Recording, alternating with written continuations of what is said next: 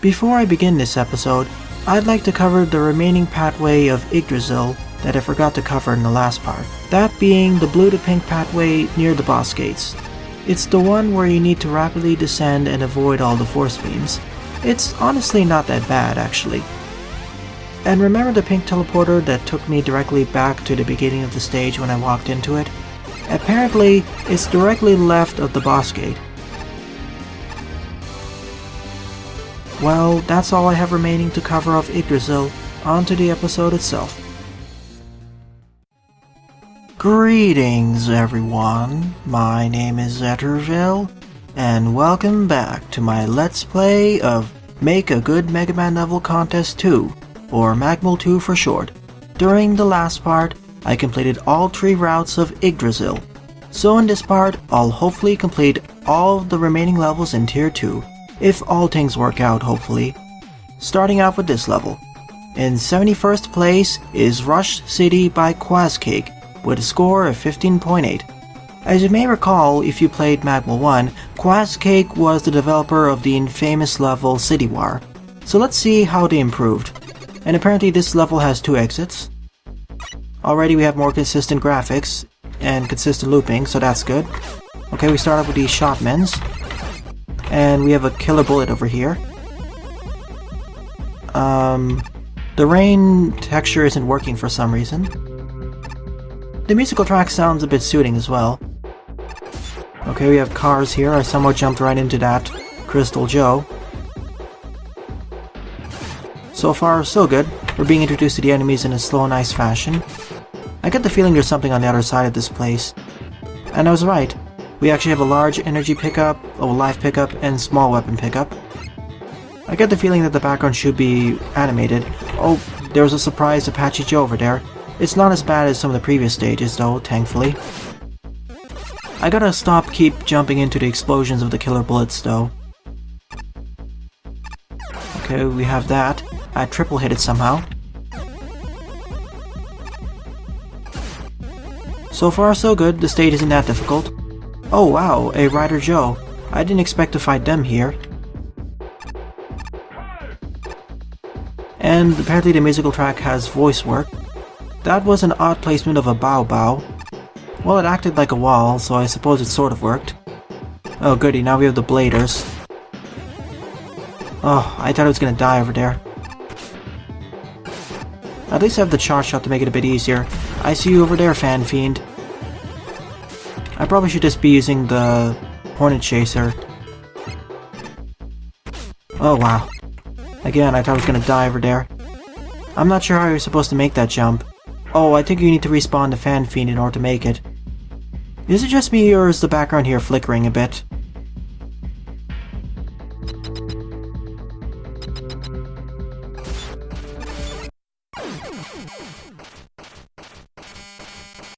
I would have preferred if there was a checkpoint nearby, but this stage is already rather short, so I won't blame the author for doing that. I got surprised by that Chon, or that Chone, or how you pronounce that large walker enemy. Let's try refighting that Chon, which acts like the mini-boss of this stage. I'll just use his weakness, and just one-shot it. Oh, and that's the end of the stage. Let's see what this says. Well, this was a rather short stage. If anything, I would say that the ride bike race at the bottom should be probably integrated into the main stage itself. Judging by the fact there is 2 level exits, I suppose at the end of the bike race there is a second energy element.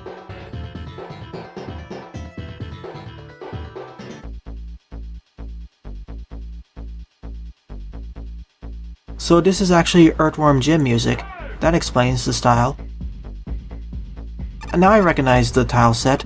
It's from Duke Nukem 1 or 2 by Apogee Software.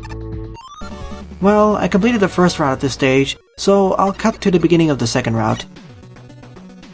Alright, we're at the entrance of the second pathway, or the second route, so let's go to the wave bike segment, and let's see how it works in this engine.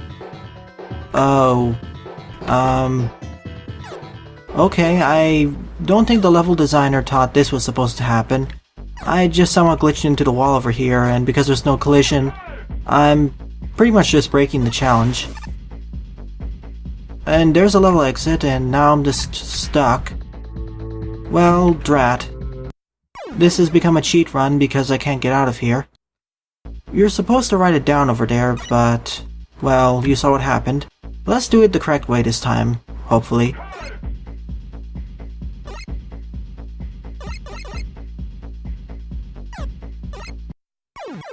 Oh, and we can't hit these at any point because these act like spikes. Well, the checkpoint is right over here, so I'm not really complaining.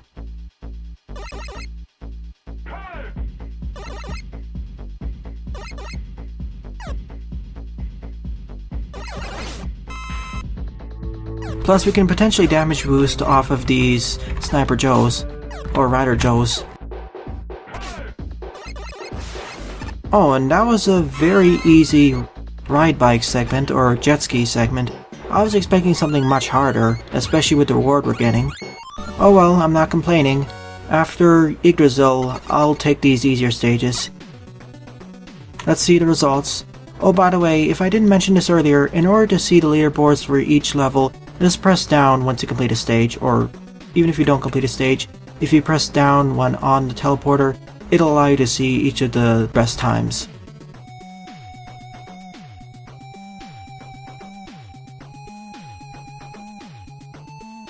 Because this is a rather short stage, as you can see, you can get by it pretty fast. I wonder what an altar run is. I understand what a perfect run is. Taking no damage, buster only, no charge shots, no deaths. But I don't know what an altar run is. I did a cheat run, of course, because I got stuck in the wall over there. I guess the altar run has something to do with the post-game. Alright, let's see what the judge comments. There's one thing about this stage, it just feels rather empty. It just felt there, and the Blader segment was the toughest one. Even the riding segment wasn't that bad either. Even though the Rider Joes could surprise me, they weren't much of a problem. I was expecting a lot more tighter jumps, but there was only one that could be potentially considered to be a little bit tight. It just felt like the second route, or the second exit, was easier than it was supposed to be. Still, this was certainly an improvement over Qazcake's City War level, which was an unmitigated disaster with bottomless pits everywhere, collision broken, invisible ladders, etc. Here, the only real glitch was me just glitching into the wall somehow with the ride bike. You can also consider that one segment at the beginning to be a pit. I decided to take the risk, so apparently it worked. Well, I thought these gray blocks would kill me based off the fact that if you ram into something running at high speed, it would destroy the bike and you. I guess my initial guess was correct, and it was confirmed by my first death. And Angel is right, the not-so-optional exit could have been made into the main gimmick of the stage, like a ride bike segment. I wouldn't mind having a ride bike gimmick where we had to jump over those pits with bladers attacking us. I wouldn't say the level design is very bad, it's just very bland. And the wave bike segment or ride bike segment, I wouldn't call it unfair, it was just too easy. The visuals, well, they weren't eye-bleeding, but they weren't that good either. It feels like a bare minimum of a level which has generic design.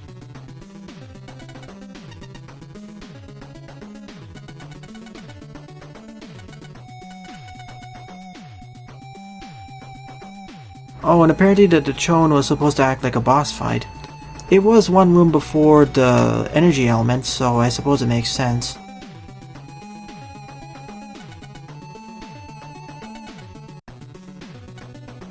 And Ace is right.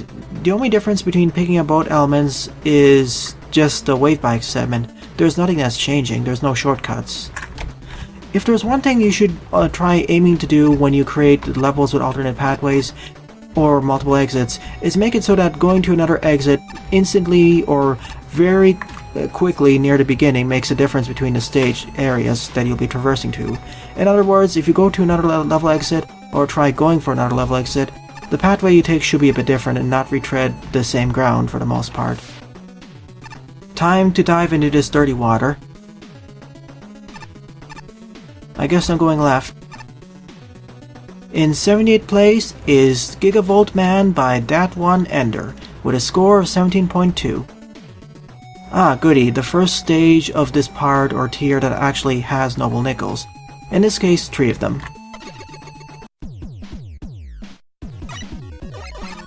Oh neat, a remix of Elecman's team from Mega Man 1. Okay, we have the spines and we have the crazy cannons. Apparently these spines actually take damage, but thought they'd be immune. And we have the Sheepman blocks. Nice introduction of the gimmicks. Here we have the Picado 24s. Are we supposed to be able to go there? I'm gonna kill myself over here because I think I missed something on the left side there. Especially because that shield attacker despawned for some reason.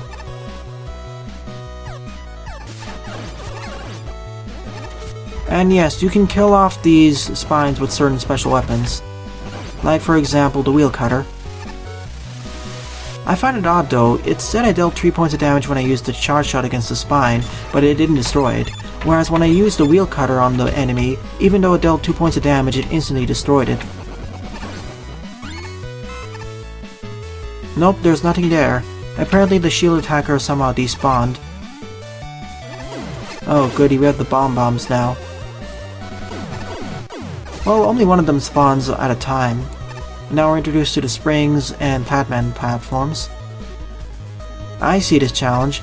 I need to get over here, activate the green one, get on the left side, and collect the first noble nickel. Unfortunately, I don't really have access to that text box anymore. Okay, now we have the constructed platforms. I forget what game they come from. And now we're introduced to these... I forget the name of these enemies. Komasaboros, I think. I'm always going to be searching on the left and right sides just to make sure if there's any secret pathways. After all, some of these level designers will be a bit tricky, or some would say jerkish, and put some of the noble nickels in hard to reach areas or non-obvious areas. Oh goody, now we have the Sniper Joes and the Skeleton creators, and junk platforms.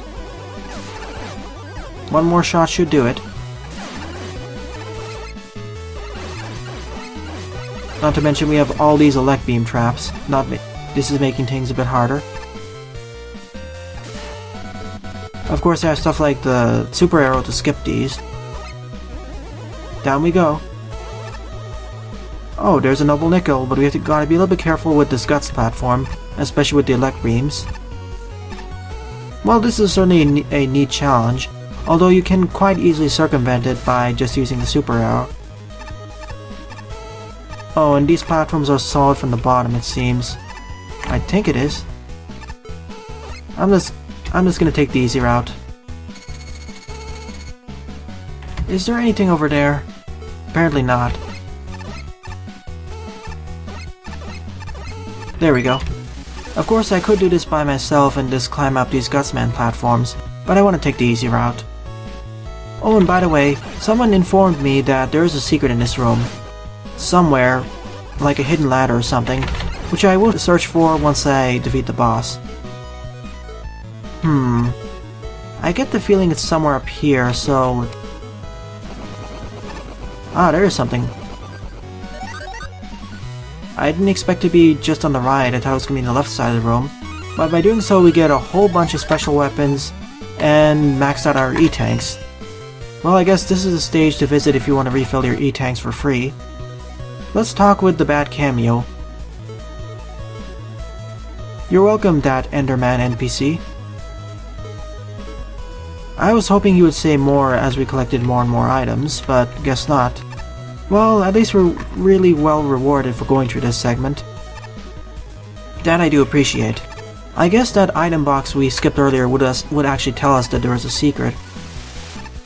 But of course I skipped it. Well, I didn't bonk my head against the ladder this time. Yikes, there's an instant death crusher or dust crusher. And we have these wanans or snappers. Gotta be a little bit careful here so we can reach the area. That ladder doesn't exist. I kept holding up to grab onto the ladder, but it didn't work at all. Also, are we supposed to fight the big snakey like this? That doesn't seem right.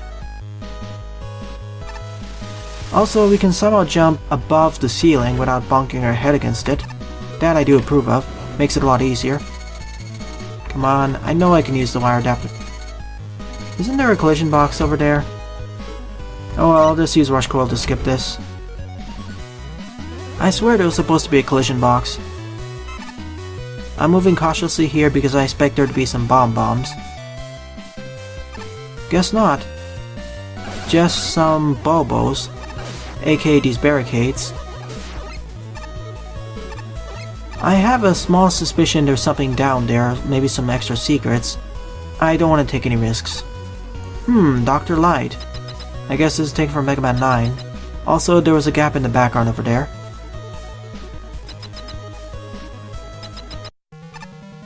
Alright, time to fight Volt Man. And we have a remix team of Mega Man 1, the boss fight team. Well, I guess we don't have Gigavolt Man's team yet. Well, let's talk with Gigavolt Man. Oh, apparently Gigavolt Man is the victim here.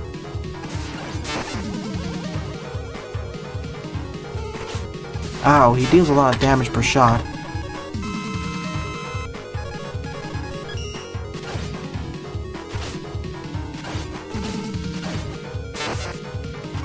And that was the end of Gigavolt Man's stage. It is definitely below par, but it was a nice run through, true and true. I played several stages in Mega Maker and they were about the same quality as this. It was a nice stage, true on true, and pretty fun. Although, as I said, it's below average and just solid in terms of level gimmicks and design. It could be taken further, but it isn't bad. And the main problem about this stage is the fact that it doesn't have a consistent gimmick though. We first started out with the Sheepman blocks, then eventually the Plantman platforms, the Crusher, the Electman blocks. Really, I think the stage should have consisted of using the Elect beams, as well as the Sheepman blocks. Those would be a nice consistent usage of gimmicks. Also, enemies aren't consistently used either. I forget there being a crazy cannon. And the shield attackers apparently despawn too. Oh, those skull enemies are called Dockrons.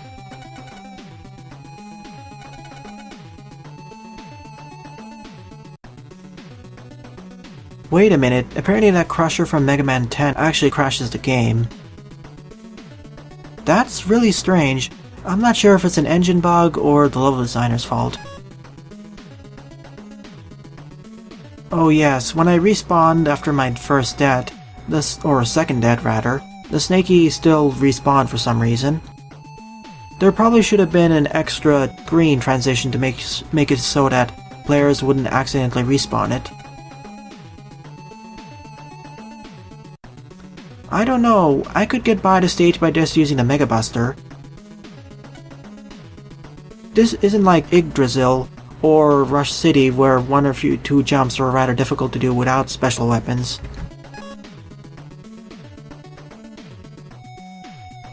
Like I said, I believe this stage should have focused more on using the Elect beams and the Sheepman platforms and used them as the basis of the gimmicks, and consistently used the enemies.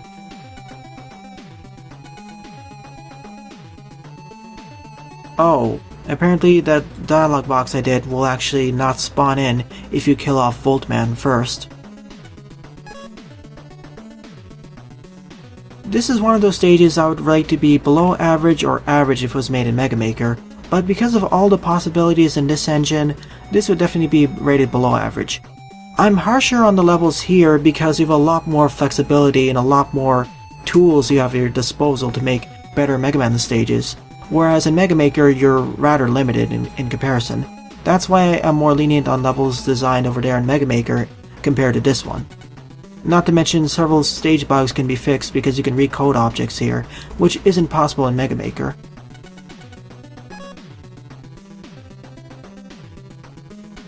Yes, it's an incredibly average stage.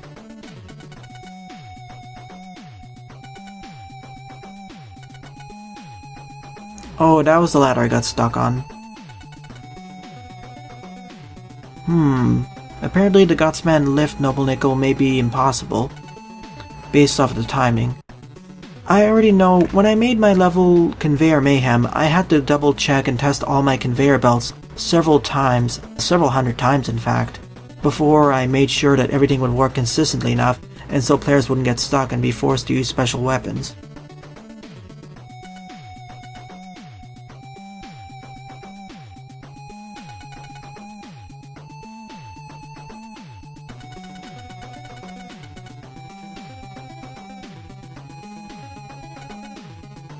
Oh yeah, Ace is right. We could have replaced Voltman's graphics with Gigavolt Man. After all, Gigavolt's sprite is available, and there are not that many sprites for Voltman to replace. And the cameo from Gigavolt Man should have been before the boss fight, so that players could actually talk with Gigavolt Man before fighting Voltman. I wouldn't say this is the laziest level ever. That would be Pharaoh's Tomb, or Ancient Tomb. That was a straight up plagiarized level. Still, below average stage, it's still much better than the previous two stages. Yeah, I don't know how terrible the water is or low quality. After all, we are robots, so at least we don't suffer too much from this. At least the water isn't yellow colored, like in Mega Man 4 or Rockman 4 Minus Infinity, one of the Wily stages. Or was it Dr. Qazcake stages? Well, hello Hothead or Chanky Maker.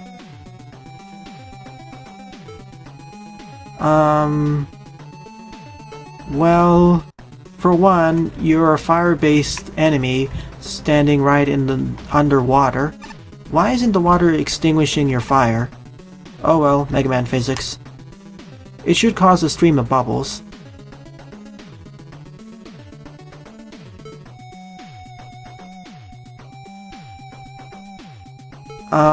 I don't get what he's saying.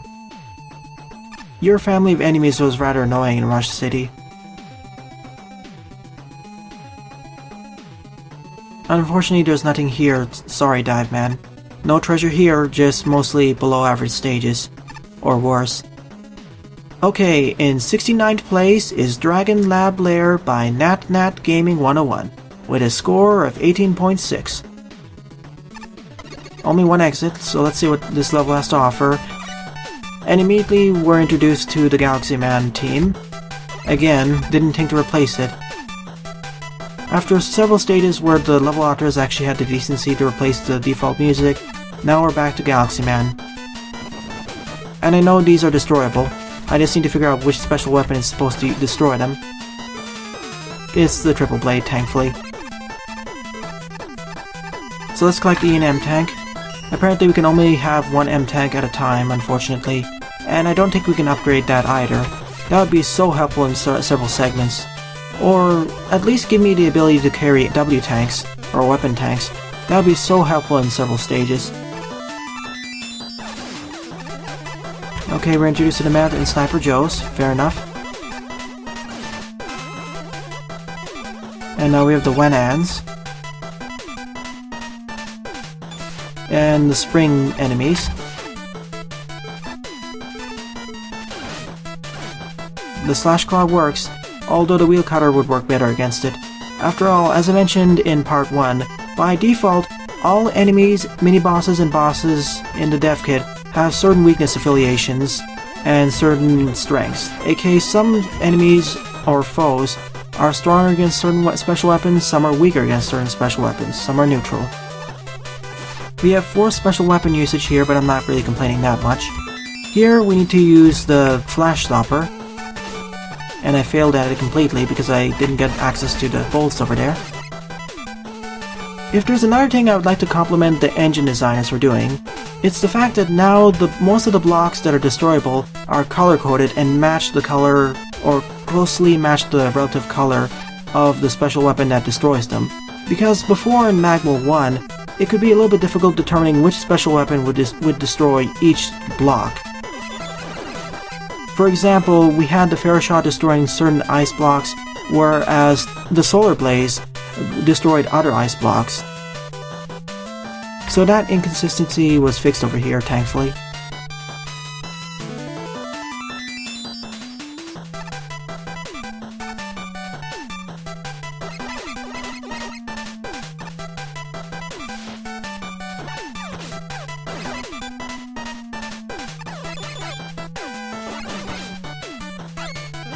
So far the stage is there, actually.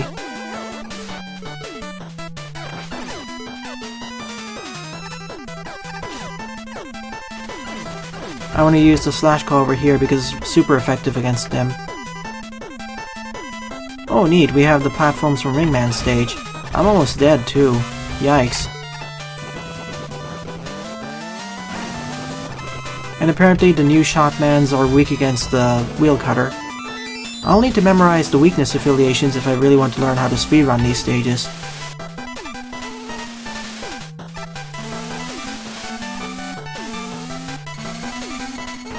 Oh, I mistimed it. I really want to get a full health refill over here. I get the feeling we're going to be having a boss fight. And judging by the title, we're going to be having a boss fight against... let's see... the Mecha Dragon fight. Although it's much easier because there's ground level, I think. Yep, we have the ground, so it's even easier than the original Mecha Dragon fight. In fact, why even put a ground over there? We could have made it a bottomless pit like before and it'd be fine. In fact, with the charge shot, it makes this boss fight even easier. As you can see over here, just keep jumping and shooting and it'll die. Well, that was the end of Dragon Lair. That stage was there. It had even less of a discernible gimmick compared to Gigavolt Man. I would rate it below Gigavolt Man, actually.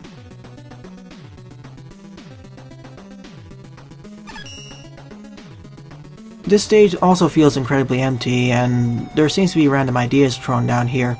Although, I agree with Pyro it's worse than Gigavolt Man. I mean, I agree with Pyro's lower scoring of this.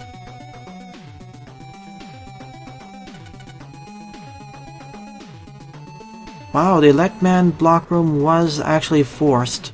There were some forced hits, I think. That's right, one of the difficulties of the Mecha Dragon fight was there was a bottomless pit, and if you were not careful you could get knocked into it. Removing the pit over there, and moving the blocks to the right so that the middle block or middle platform prevents you from falling down into the abyss, that defeats most of the challenge.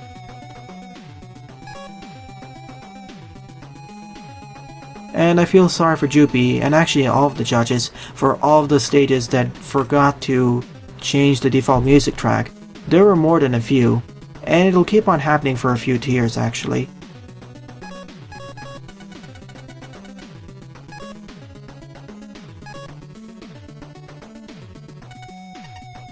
I liked Gigavolt Man more than this stage, that's for sure.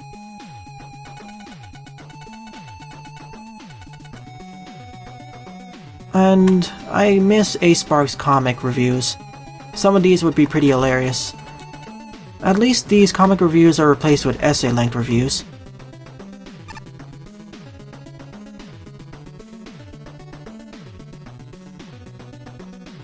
I'm sorry, Pumpman. It's fitting Pumpman is over here complaining about it because Pumpman's stage was a sewer level. In 68th place is Colorful Hall by Chingoku with a score of 19.2. Well, the levels are slowly getting better. This level has 2 exits and 3 noble nickels. I wonder how this will compare to the similarly titled Chroma Key by Gyra Saloon back in Magma 1. Okay, red number 1, 1. We're introduced to those Tellies as well as those Komasaboros, and we have a Dachon over there. They're really fragile, actually. Also, another nice thing that was added to the engine, a new one, is the fact that some blocks will allow you to jump through them from the bottom and then act like solids. I'll call these top solid platforms. A bit scary there to get introduced to the fan fiend over here getting pulled into the spikes. It's a little bit difficult to jump and see these platforms and distinguish it from the background. When I first got into this room, I didn't realize that was actually a platform. And we have a Crash Man lift segment. And I can't even jump over there for some reason. I thought I would reach that point. Apparently I didn't jump high enough. So I'll just use a super arrow to circumvent the challenge. It's much easier to use the super arrow in comparison to using the rush coil there, or rush jet. Especially because I can spawn multiple of them at the same time before they start racing forwards. Well, we're in the green room now. And now we're introduced to the Sheepman platforms. Gotta be a little bit careful so I can move forward and not die. And now we have the Petite Devils from Mega Man 9. Oh goody, now we have the Illusion Creator.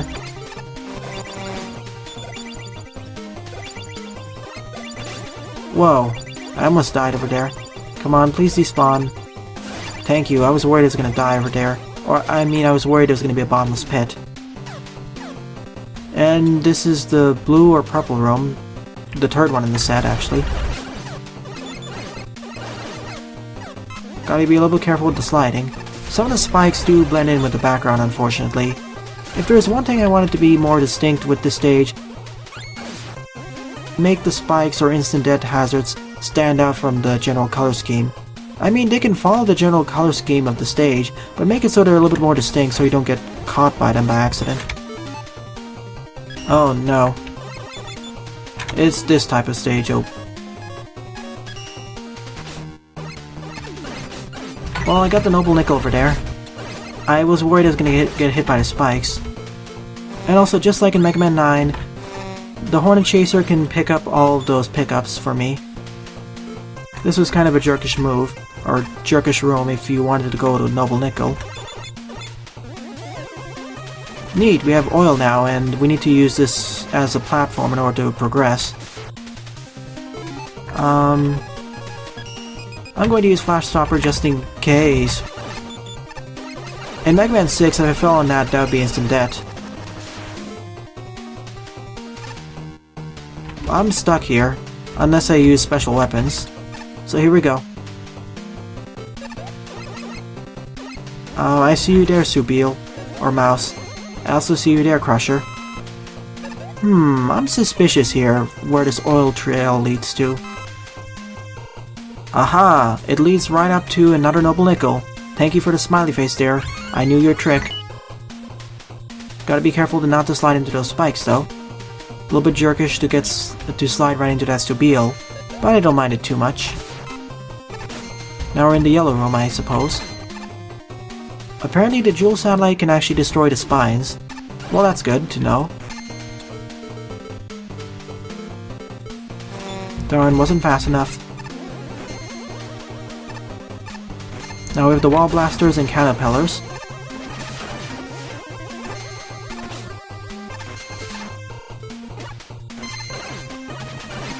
And just like in Mega Man 9, it can deflect or destroy these shots.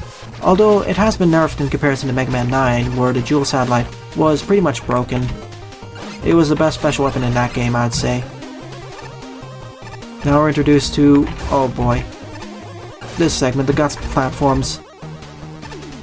This is gonna be a side problem. Flash Stopper time?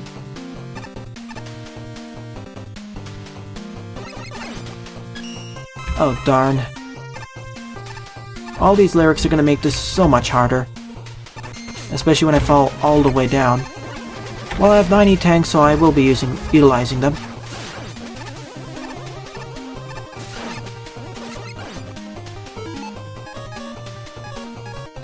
If only the wire adapter could take me up there. Well, it allows me to prevent myself from falling. Oh, didn't make it. Wow, the fire boys have such a long range. This is gonna be a really annoying room. Especially when I spawn, somehow get caught over there. There's a reason why I was relatively tame when I used the Guts platforms in my own stage. Because stuff like this could happen. I'm not high enough to make that jump, unfortunately. No, I'm not using that just yet.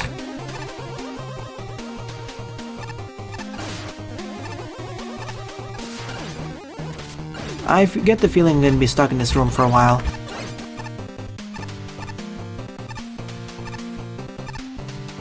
I see a noble nickel over there.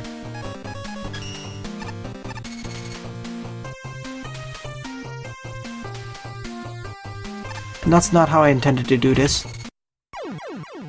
And my positioning was completely off there. Well, at least the checkpoint was right over here. I really wish I had the spike guard upgrade or whatever the similar one was, so to make this challenge a bit easier. Forgot I had the wheel cutter, so I can just do something like this. And it does work on spikes as well, so I have a hunch how I'll be doing this challenge.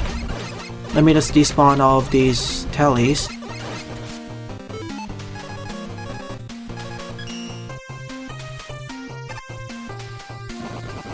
There we go, that's how I wanted to do it. I did the harder version of this challenge by using the wire adapter, when in reality, I probably should have just relied on using the wheel cutter to make this a lot easier. That's another thing I like about this engine, the fact that we have a lot of different capabilities for each special weapon.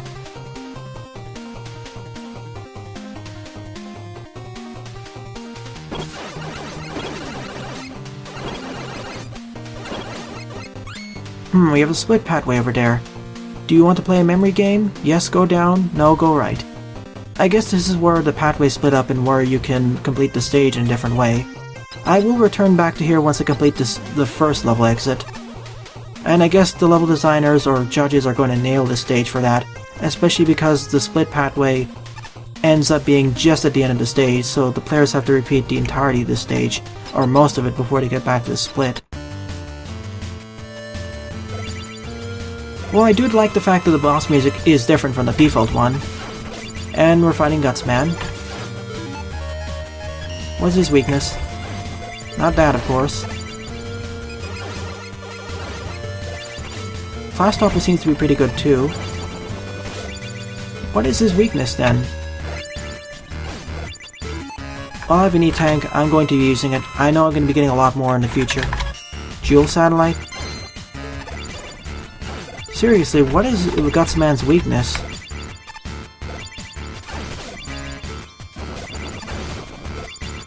I'm trying everything. This boss room is certainly more on the challenging side, but it's fine. Oh, and apparently his weakness was the Sakugarne. Go figure. I thought it would be a special weapon. Well, I'll meet you back at that pathway split. Okay, I'm at the pathway split, so let's go down here and play the memory game. But first, let's take care of all these enemies. Or at least the top ones. Let's see here. Tree Freeze. And we have 4 choices of pathways, each corresponding to a different color. If I recall correctly, trees corresponded to the blue pathway, or the blue room, so let's go down blue. And I picked correctly. If I picked any of the other pathways, I would have been instantly killed. That isn't that much of a problem because there is a checkpoint back up there. I believe there is anyway. Shrek Forever After. If I recall correctly, 4 corresponds to the yellow pathway, so down over here. And I was right. I didn't get to read that. Oh no. Yikes. Ow. Okay, I guessed correctly. Apparently it was on the count bomb labeled 5. I was lucky though, I ended up getting knocked into there. This was certainly a stage. It got rather frustrating near the point of that last Noble Nickel, but I was making it harder on myself by not using the wheel cutter. But even then, even if players decided not to go for that third Noble Nickel, that room is still rather frustrating with all the lyrics, and the fact your jumping has to be at the correct point so you can actually jump from the second to third Guts lift.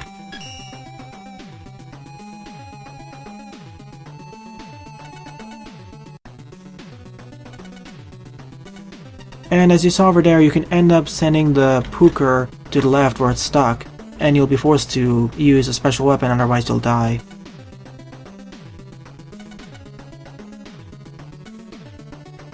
And yes, the stage doesn't really do much with its color gimmick. It's not like Chroma Key, where all of the enemies and gimmicks were originally the same color as the general color scheme. That one pulled off the color gimmick more proficiently, even though it was on the more enemy spammy side.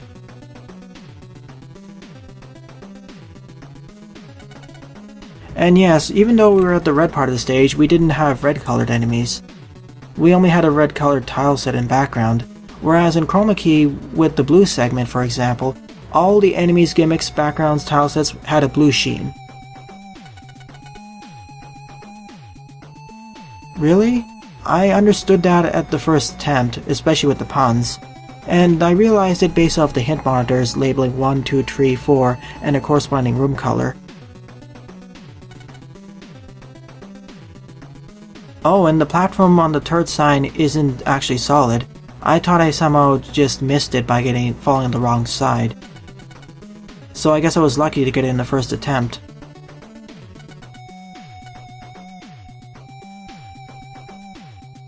And yes, that Gutsman fight had rather overly dramatic music, but at least it was different music and it was fun.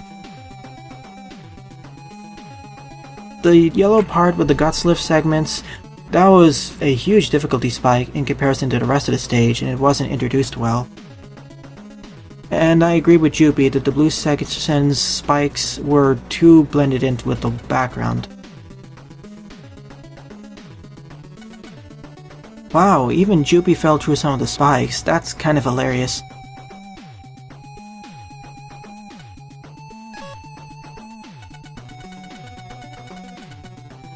Honestly, out of the 4 stages I played so far in this part, I liked Gigavolt Man the most.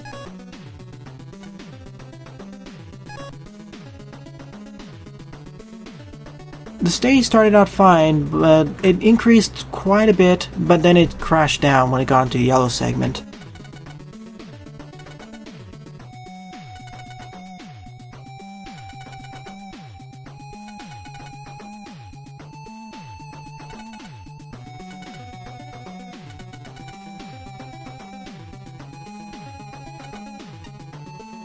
Well, I got by that challenge by just using the wheel cutter, so there is a secondary way of doing this.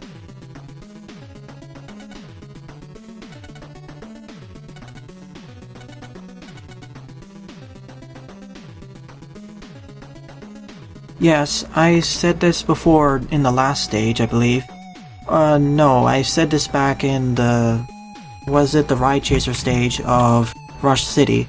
If you're going to have alternate exits for a stage, make it so that if you go to an alternate exit, at least 50% of the stage is different, so that you don't have to retread the same ground over and over.